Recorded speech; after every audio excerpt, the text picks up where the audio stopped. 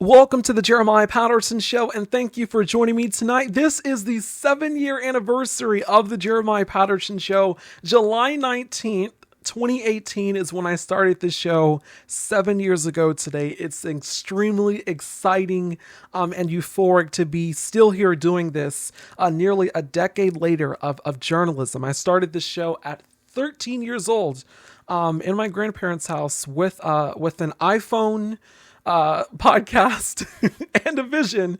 Here I am 7 years later with the most blessed opportunity, obviously, with more than 51,000 of you across each platform following me and trusting me to deliver you the news without fear, favor, or interference whatsoever. So I thank you so much for this. I'm eternally grateful for your support as always. We're going to have a little bit of a special later on today about the history of the Jeremiah Patterson Show and how it got started and everything.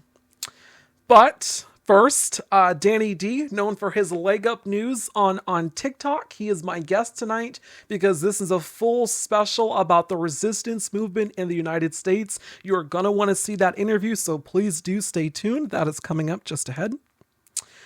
We're going to start here in Greensboro, North Carolina in 1960.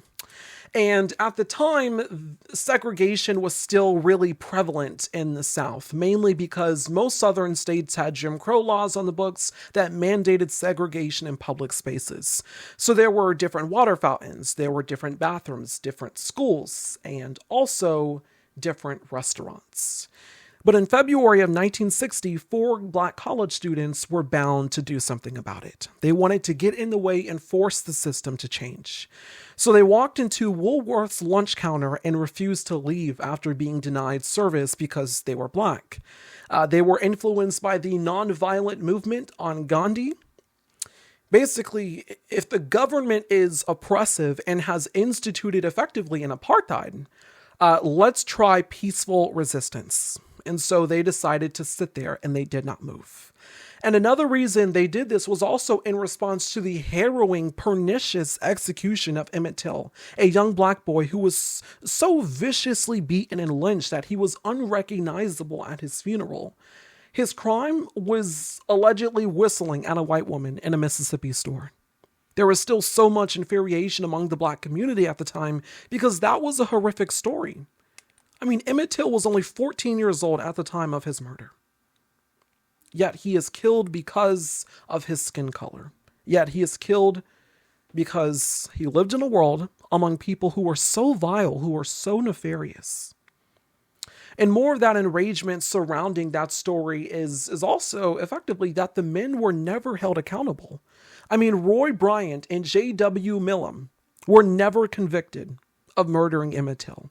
An all-white jury in racist southern Mississippi acquitted the both of them. As far as the woman who claimed that he whistled at her, she lied. Carolyn Donham, before she died, mentioned in an unpublished memoir that she didn't wish any harm, nor could she protect him, except she could have if she didn't embellish a story to her racist friends and family members that this little boy apparently assaulted her or whistled at her. So this is a crucial time right now in the civil rights period, because the civil rights period is already happening right now in the United States. But you have this major act of resistance, these 4 black college students going into this restaurant and just refusing to leave, even after being denied service because they are black. So that was the prelude to the Greensboro Sit-In, and 300 more students ended up joining them, sparking a major movement across the South. And in April of 1960, SNCC was born. SNCC was the Student Nonviolent Coordinating Committee, led by someone you may know, John Lewis. They were tasked with basically organizing sit-ins, boycotts, and other nonviolent direct action protests against segregation and other forms of systematic racism. It was the following year that they joined a campaign launched by CORE, the Congress of Racial Equality, another civil rights group, to insist that bus transportation be desegregated, because although the U.S. Supreme Court had declared it unconstitutional, it was still happening in the South at the time.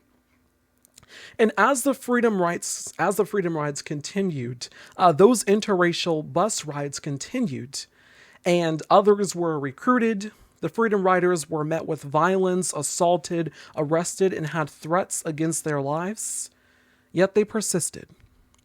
In November of 1961, the Interstate Commerce Commission finally mandated the full desegregation of all interstate travel facilities, giving SNCC, led by John Lewis, its first major victory on a national level.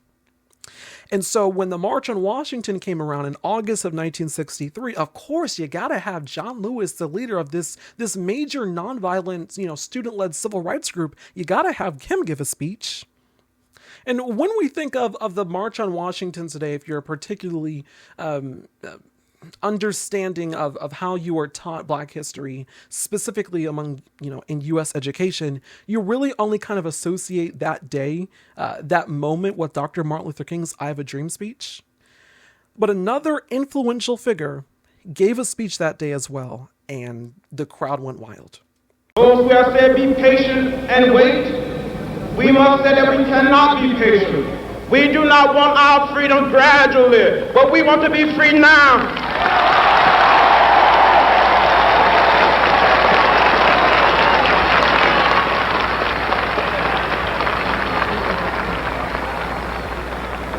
We are tired. We are tired of being beaten by policemen. We're tired of seeing our people locked up in jail over and over again. And then you holler, be patient. How long can we be patient? We want our freedom, and we want it now.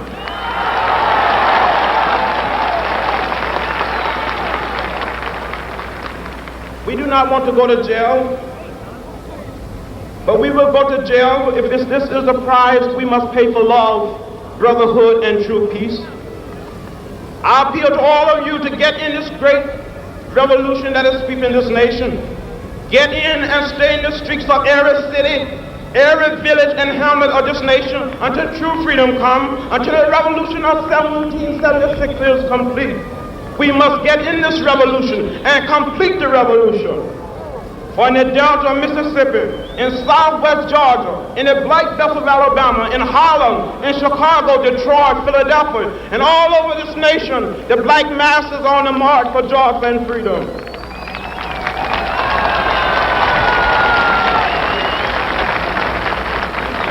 Once again, that was John Lewis speaking on the March on Washington, August 28th, 1963, saying, we are going to continue to resist here. We are going to continue to march and to go forward, even though we are impatient for change. We have to keep going because, our rights matter. And the beginning of the speech, he was essentially calling for a bill, to be passed for voting rights in the country. Because it was a known fact that African Americans in the United States were systematically targeted and executed just for practicing their right to vote. It was happening since literally Reconstruction, when, yes, they were technically granted rights of not only personhood, but also rights of voting rights under the U.S. Constitution, yet it was not being enforced because there was major resistance to that by the white supremacists in the South.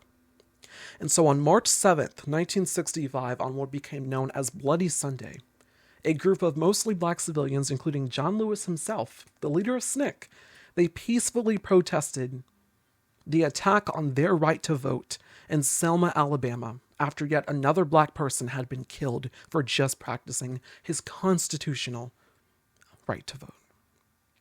And once they made it to the Edmund Pettus Bridge, John Lewis and others saw the officers in sight from afar. He tried to reason with them, but after giving a warning for the crowd to disperse, the officers surged forward, unprovoked, to attack the crowd. They were beaten with nightsticks. Tear gas canisters exploded, stinging the air and blinding people in the eyes. Mounted deputies charged into the crowd, trampling people beneath horse hooves. Protesters fled, slipped, screamed. And then you have this infamous image here of John Lewis, who was clubbed on the head. His skull was fractured. This young student at the time who was on a national level leading this incredible organization called SNCC, practicing nonviolent protest. He gets hit over the head here. Blood was stained on the pavement. People cried and crawled, trying to find help, trying to find air, all because they were marching for their right to vote.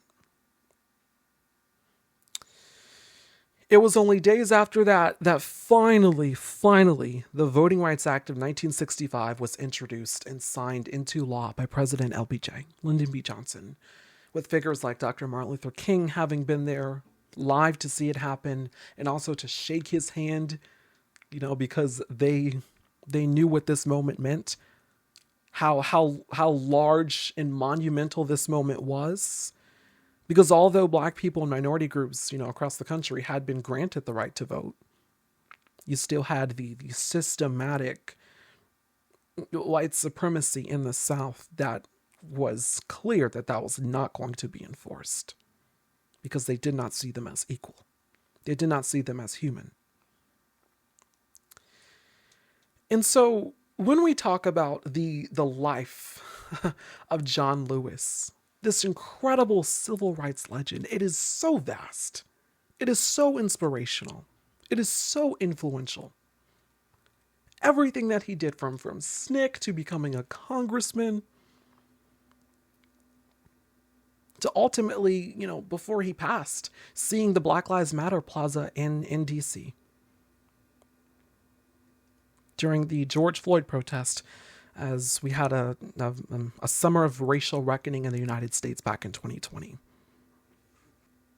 Before John Lewis passed away, he wrote an op-ed that was scheduled to be published in the New York Times for the day of his funeral, for when he was going to pass. I was doing research for the show and putting the show together here in terms of talking about resistance tonight and having Dannie D on the show. And I was like, you know what? I read the essay back, and it's definitely pertinent and strong when you read it again today. I'm going to read it to you here. Quote, "While my time here has come to an end, I want you to know that in the last days and hours of my life, you inspired me.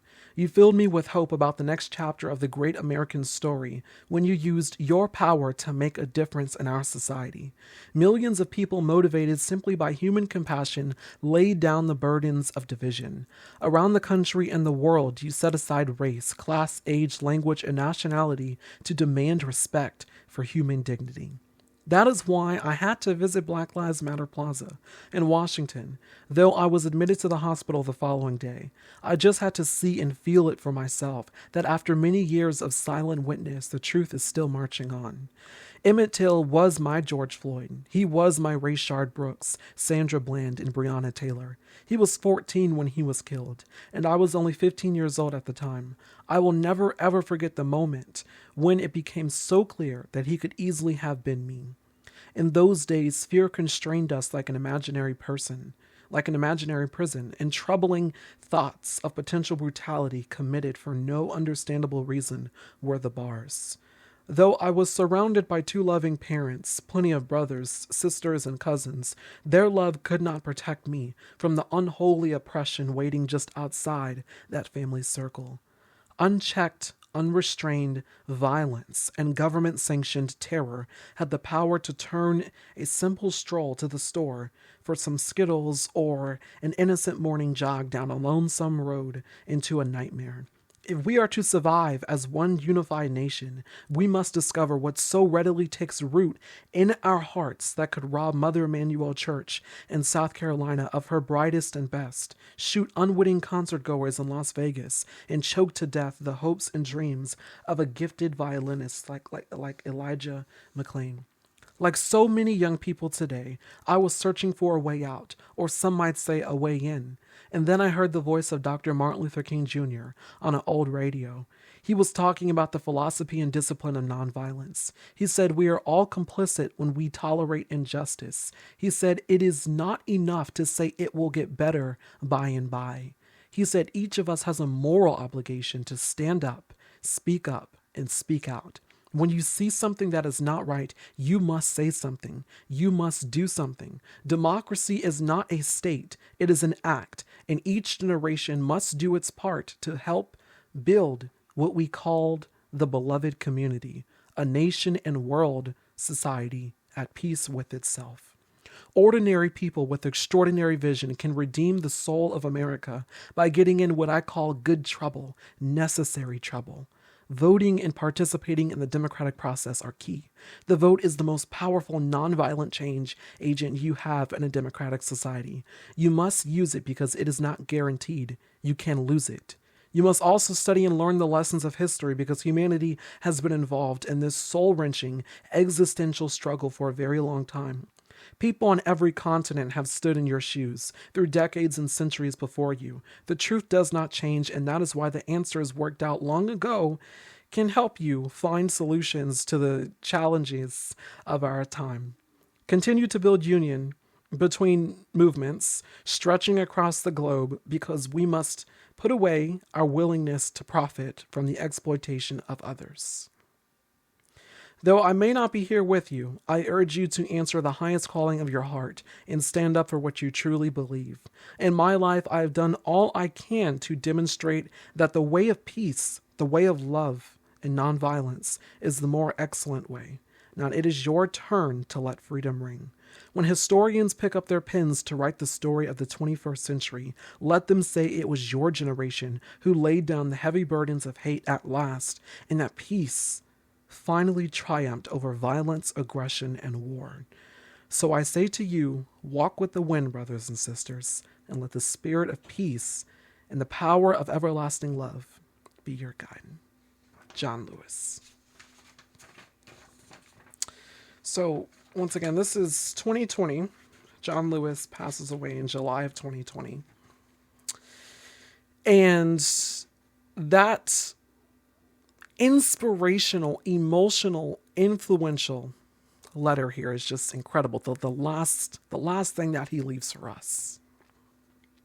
Of course, in 2024, Donald Trump's re-election transpires. Upon taking the White House, we see this hate-filled rhetoric that continues, spilled over from his first administration, this white supremacist ideology.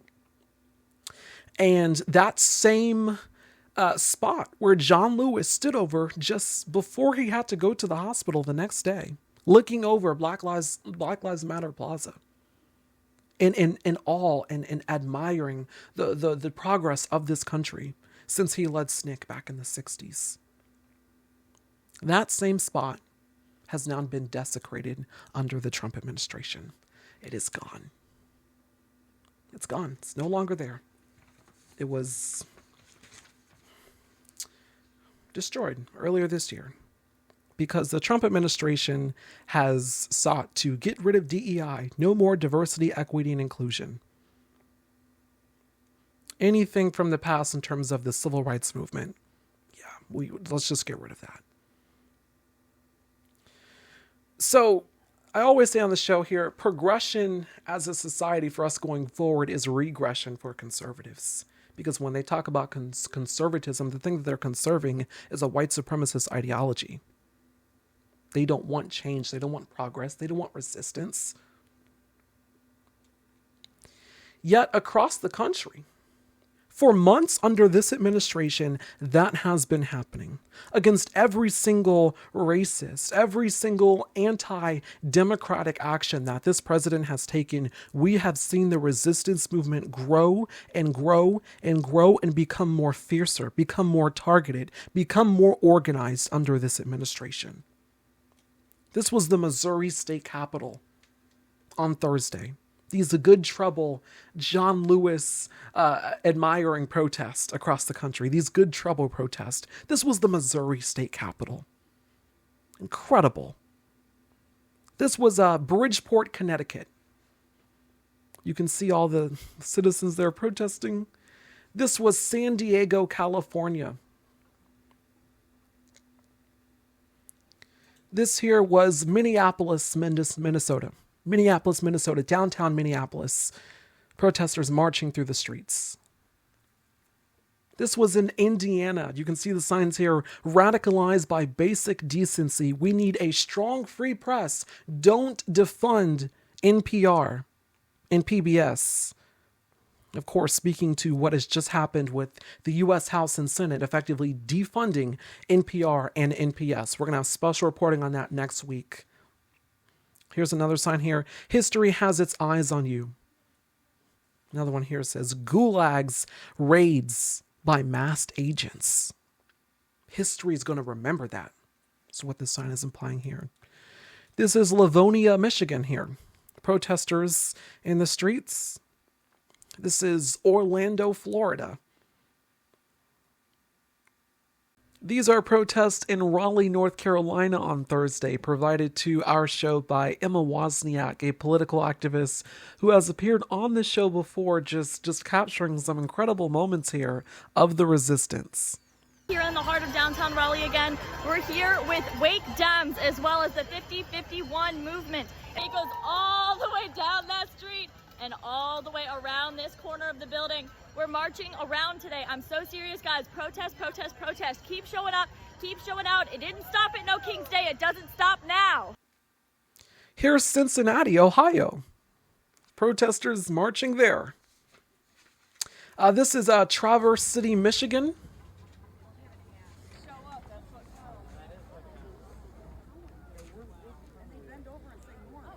This was in New York. Protesters blocking an intersection outside of a federal building, a federal plaza building where ICE was. Of course, ICE has been doing this thing where they're showing up to facilities like courthouses and detaining immigrants, forcibly detaining immigrants, of course, as they're trying to obtain their citizenship and to complete getting their legal status. That has been happening all across the country today, all across the country for a while. These protesters blocked the intersection so that ICE could not make it in. This was in Thousand Oaks, California. This here is Vermont. This here is where Donald Trump's Mar-a-Lago, of course, is housed. This is Palm Beach, Florida. That's Palm Beach, Florida there. Protesters against the Trump administration. So, of course, that would most likely be his own supporters, which kind of is making sense after the delay of releasing the Epstein files. That's a major thing that's been going on. We're going to have more reporting on that later on here.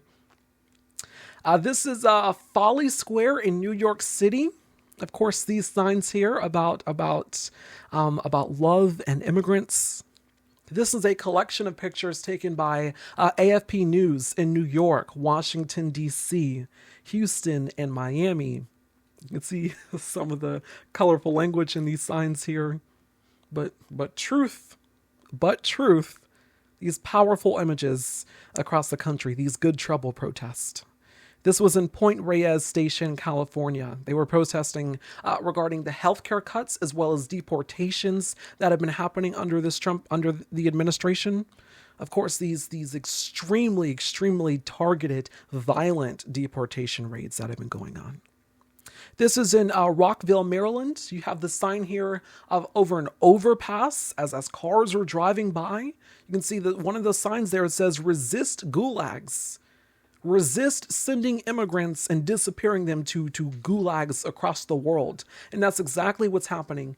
We've been reporting on that this week here on the Jeremiah Patterson Show, how the Trump administration is disappearing migrants and sending them, literally human trafficking migrants at this point.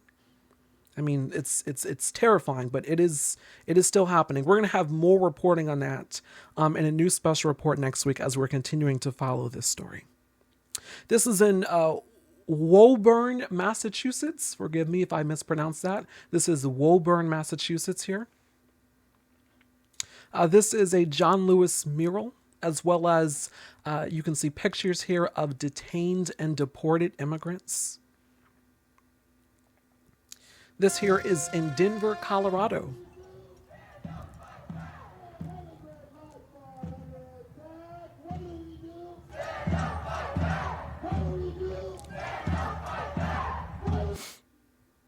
This is Milwaukee, Wisconsin.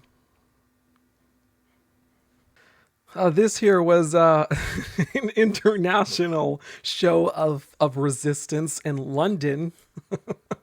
It's a picture of Donald Trump and Jeffrey Epstein, of course, as this is becoming more and more of a major story in the United States as he's trying to get it to disappear.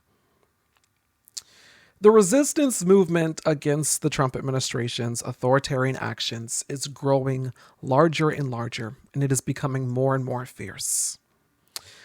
And what resistance has looked like for this administration, in large part, is basically a lot of the times them drawing back on things that they've said or done. Keep the pressure on this administration. Keep the pressure on what they're doing. Because the most horrific actions are continuing. But I always also say on this show, eyes open, heads up, stay focused. Because if there's ever too much exposure on one story, they're also trying to do something more sinister, more draconian on the other side. And right now, what that looks like is trying to basically cancel and rewrite elections in this country. We had a special report on that earlier this week. We're going to have more reporting on that coming up next week as well. The resistance movement is growing, but you can't grow tired. You can't grow weary.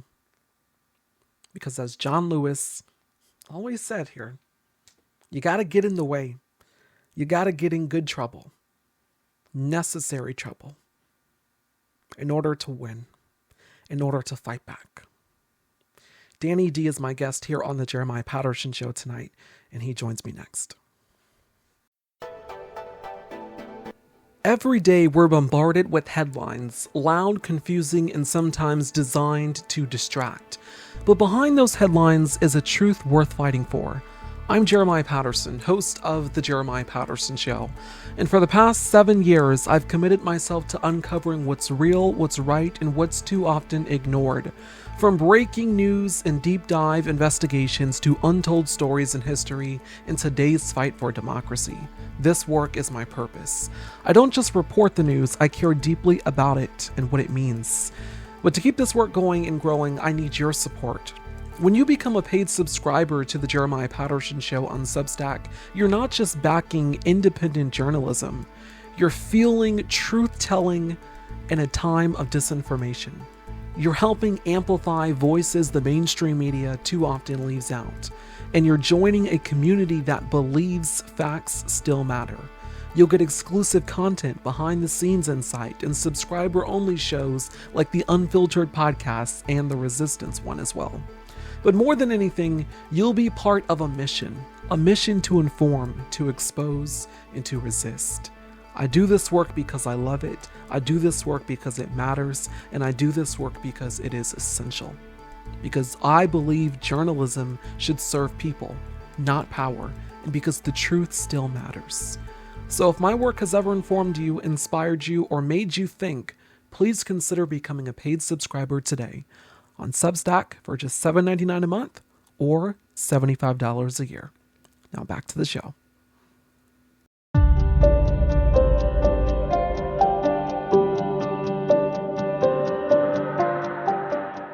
Welcome back. Joining me now for the interview again on the show is Dannie D, host of Leg Up News from TikTok. Dannie, thank you again for coming on the show. Of course. I love being here. How have you been since we've last spoke? Busy. Kind of what we're discussing in our pre-interview. We were talking about just how like everything is happening all at once at the same time, and it's just been like a madhouse, trying to keep up with everything. Speaking of house, I just moved. And I know some of my followers, I showed on a couple of my platforms about me moving. I haven't showed my place yet, and I'm not going to dare show the outside because, Yeah. But I bought property and I love it. And I feel like I'm like actually moved into like full blown adult at this point. So here we are. I'm an adult. No, definitely congratulations on that again. We've seen millions of protests in the streets across the US and the world, and an inspiring show of resistance. Today, it's called Getting in Good Trouble, an homage to civil rights icon John Lewis. What do you make of this grassroots resistance movement that has only grown more fiercer amid everything that Trump is doing? It's beautiful. The first big protest, I can't remember when, June, was it the 12th? I believe that was. I can't remember when that first big protest was. Yeah, it was around that time frame. And so I live in Southern California. Mhm. And when I saw San Diego, I was like, hold up. I was like, San Diego, San Diego's classy, classy San Diego. But the way, the way the camera sort of panned out and showed like the massive amount of people came from all across San Diego County Yeah. like I knew LA was going to do it. LA is going to do what LA is doing because LA is about it all the time. Um, but I was really impressed, and it touched my soul and my heart to see that many people coming out against what is happening right now, Mm. in this country. This lead towards fascism. I mean, we're in fascism right now. Yeah. This lead towards autocracy, and people are saying no. People are saying we are not going down that path, like at all. We will continue to push back, which I think is beautiful. Mm. I wanted to ask you, in regard to that, with just how many people we've been seeing in the streets, if you believe that there are more people against what this administration is doing than there are for, because there are some people that are going along with everything and, celebrating the fact that they're sending immigrants to concentration camps. Do you have faith that the resistance movement is ultimately going to win? Yes, I do. Um, I don't remember the exact number. I believe it was like 12 million people were out during that first weekend in that march. And I remember I made a post and I was like, look, y'all, I said, don't forget that 34 million Black people who are not going out in those streets right now because Yeah. like we have said so many times. So I said, you lob that number on. And again, I feel like there are also people who are just don't have the ability to be out there, Hmm. kind of doing what they're doing. And people who are now waking up. I mean, we're seeing this right now where there's a lot of people on the right, like hard right, who are waking up. And I don't think that this is a performative thing. I don't want to get too far ahead in the questioning because I can that. But I don't think that this is a performative politics right now. I feel like people are really going, yeah, okay. I mean, it took way too long because we Hmm. could have Mama in the office, and I could have been on Sundays. I could have been having my brunches and my mimosas, and my politics would have been about like that drag queen and why she wearing purple hair instead of orange. That would have been my politics. I wanted to ask you, in regard to that, the people who are sort of, coming to terms with the fact that this administration is, I guess for whatever reason, not exactly what they envisioned, or they're not exactly for it. Do you think that we could see a, I guess, an actual example of that when it comes to elections to push back? I mean, because a lot of times people say things in terms of their opinion shifting with politics, and then they don't necessarily vote the same way. Do you think that this is the beginning of a major shift? I do, and we saw this when they had the special elections down in Florida. Hmm. We knew Florida was going to be Florida, and Florida's always Florida. It always Yeah. disappointed me all the time. But there was a trend happening there. Like if you looked at what the blue voters were doing down in Florida, like there was a shift that was happening there. There's been a shift in a lot of these special elections or these elections that's been happening around the country. And I'm glad that people are becoming more aware that it's not just about the presidential election because that's what people always, think that they're like, oh, that's the most important thing. No, no, no, no. Get into these counties, get into these cities and these state elections. Like these are the elections that really, really matter because if we have the right people in place in those elections, then we're not going to get to what we're doing with what's happening right now in this country. Exactly. Exactly. What do you make of some of these local elections that are happening right now? We have the New York race there. What do you make of what's going on down there in New York? I love it. I don't consider myself a liberal or progressive or whatever. Like I don't Yeah. lean too far left. And I know a lot of these people do, and I just think it's great because I feel like the extreme leftists are the ones who are really going to be able to go against the extreme right, uh, Mm, because of the extremism of it. You have people in the middle, who are like, oh, I don't know about that, and oh, that's terrible over there, but you're a little bit too, you have those people, who are just who remain in the status quo.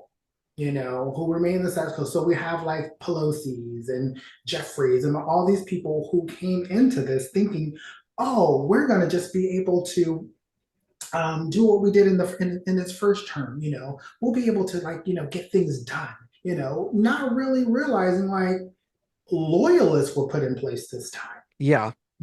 We didn't have actually, there were actual Republicans in place that actually knew how to do the job and knew how to play the game.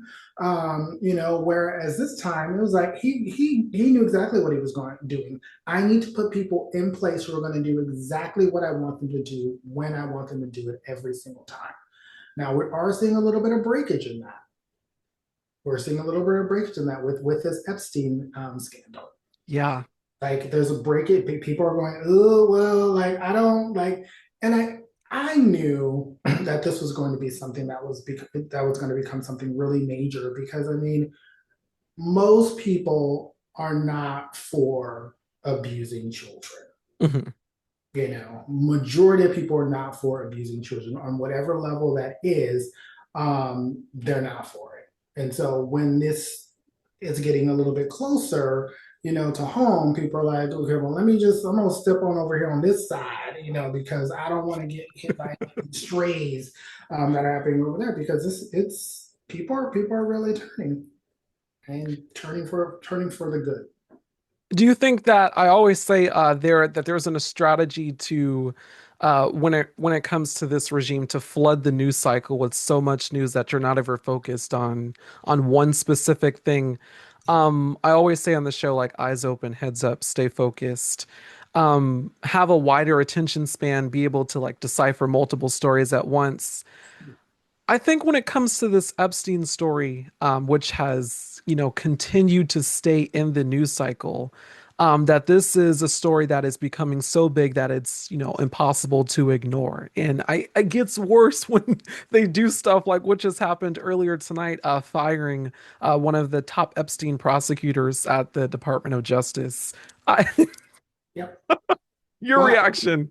Why? Because you're doing all the things that are making you even more so guilty. Like if Yeah, you are not in this file at all, or if there's no incriminating evidence within this file, because there are people who are in it. I'm sure there are people who are in it who were just like, I'm on the list. I'm on the flight log because I was going to the island. Kind of like the Diddy stuff. Like people went to the Diddy parties, but then there was a Diddy party, and then there was a Diddy party.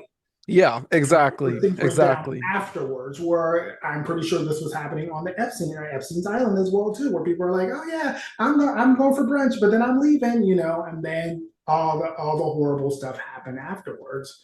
So yeah, yeah, As we are watching all of the protests that are happening across the country, um, there are calls for the Democratic Party to be um, more vehement in their pushback in terms of what's happening. There have been contentions over who should lead the House Oversight Committee. I know Jasmine Crockett ran for that position, and there are others, that are making a way in the Democratic Party to stand up to this administration. Are you satisfied with the Democratic Party's resistance? And if not, what more do you think that they should be doing? Because I feel like a lot of people are despondent and sort of feel like the grassroots resistance movement is stronger and more unified than what the Democrats are doing. Yeah, you said the Democrats' resistance, and I was like, where, when like Cory Booker stood up for 20 26 hours, and then he sat on the stairs, and then Hakeem Jeffries made them read the whole the big ugly bill, and I was like, and then even when they did the State of the Union speech, they were like, we're gonna wear all pink and hold up signs. I was like, what even is this? Like, this is not even close, like remotely close to resisting. Like, Mhm. the grassroots movements, our movement is exactly what needs to happen. And the Democrats should be taking their cue from the people. And like, this has been my whole spiel throughout this whole thing. Is like, we, the people, hired these people to be in these positions. So there's no more sitting back and allowing things to happen to us, because we're going to become, I deem my followers, you're officially Karens. Mhm. All of your Karens. Anything that happens, you complain about it. That light fixture goes out. Boom. I'm on my phone. I don't care. It went out 2 seconds ago. I was standing outside. I need it fixed. The pothole, fix it. All of these things need to be addressed right away. Showing up to those town halls. I'll be at those town hall meetings. I'll be like, raising my hand and be like, oh, okay, look at Danny again. Yes. Because I mean, you want to make sure that your voice is being heard, because like, we put these people in these positions. And if they're not going to represent us, then we're going to get new people to take them out. That's the one thing I agree with David Hall on. Like, I feel Yeah. like he went a little extreme with it. I was like, hold on, like, hold on, let's talk about like what's going on here. But I agree with him on that point of like, if people aren't doing their jobs, then they need to be replaced. Bottom line, like, that's the bottom line. I absolutely agree with that. And when it comes to the global resistance movement, which is something that I've covered on my show, I feel like there is a lesson to be learned in how other officials in other countries go after, fascist governments and go after authoritarian regimes, and that the pushback is harder and that they do things that aren't necessarily performative like the Democrats. Um, do you have faith that I guess quote unquote resistance will get better? You know, we're babies, and as a country. And Hmm.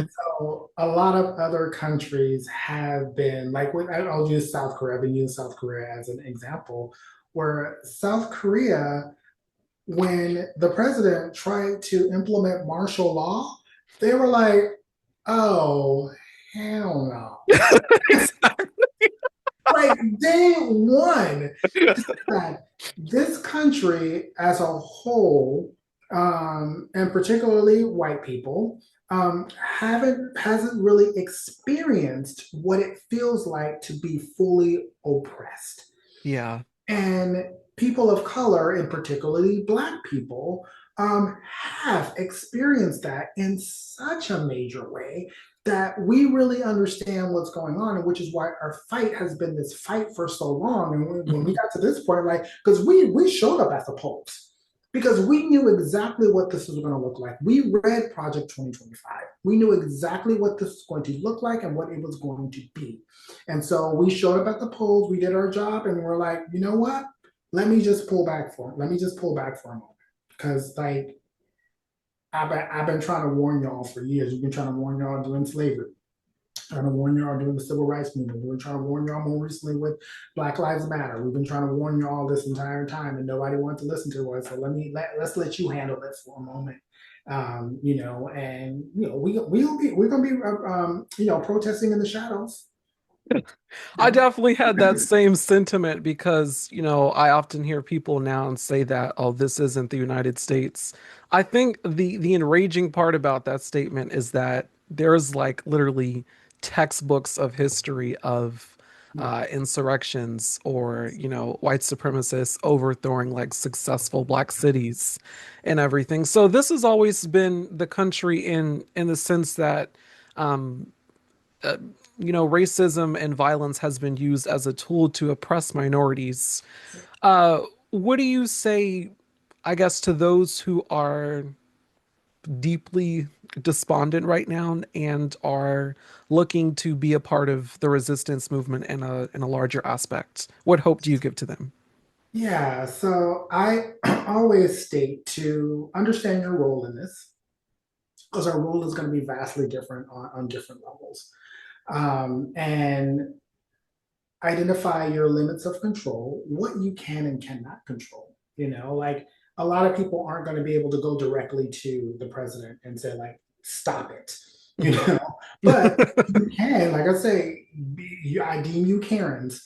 So get out there, just go to your representatives, make phone calls, show up at their office, like however it is that you need to do that. And if you're going to be doing these protests, if you can't and not capable of going out into the streets, make signs, donate. So there's a bunch of things that people can do, but understanding your role and your limits of control, and then the radical acceptance piece, because there are certain things that we just are not going to be able to change. So if you're just continuously going, okay, I need to go out here and I need to do that, there are certain things you're not going to be able to change, and you go, okay, well, boom, that's not going to be able to change, but I'm going to go around here and I'm going to try it this way. Not continuing to dig a hole where there's concrete there with a shovel, because Yeah, nothing's going to happen, because you're just going to keep this digging in that same spot and nothing's going to be able to move at that point in time. But figuring out another way, I'm going to go around. I'm not going to dig this hole anymore. I'm going to go over the fence. exactly. Mhm. Exactly. Again, my guest is Dannie D, known for Leg Up News on TikTok. Thank you again so much for coming on the show. I really appreciated this discussion. It's always great to talk to you. Yes. Hey everyone, thank you for watching this video here on the Jeremiah Patterson Show. I really hope you enjoyed the interview with Dannie D here on the show, a resistance crash course. This was definitely exciting and inspiring to put together, and I definitely hope that you enjoy this, that you share it with your friends and family, that you spread it across the different social media platforms so that this message can be amplified and so that people can see that there is a large resistance movement that is continuing to happen in this country against everything that is happening. Resistance has been a key theme here on the show since Trump has taken office. So thank you again for watching this video here. Again, later today, I'm going to have the history of the Jeremiah Patterson Show, that coming out, of course, after I partake in commemorations in this jubilant, exuberant occasion today. Thank you all so much for watching. As always, be sure to subscribe to the Jeremiah Patterson Show here on Substack or YouTube if you are new. You can also follow the Jeremiah Patterson Show at tjpsnews on Blue Sky and Substack for more consistent reporting and updates. Also, email me tjpsnews@gmail.com if you have any questions, comments, concerns, or you'd like me to cover a topic here on the show. This is independent journalism, so you can support the Jeremiah Patterson Show by making a one-time donation to our show on Cashapp, Venmo, PayPal at tjpsnews. You can also become a paid subscriber to the Jeremiah Patterson Show for $7.99 a month or $75 a year. Thank you again so much. I appreciate your support. 7 years. Thank you again. I'll see you later.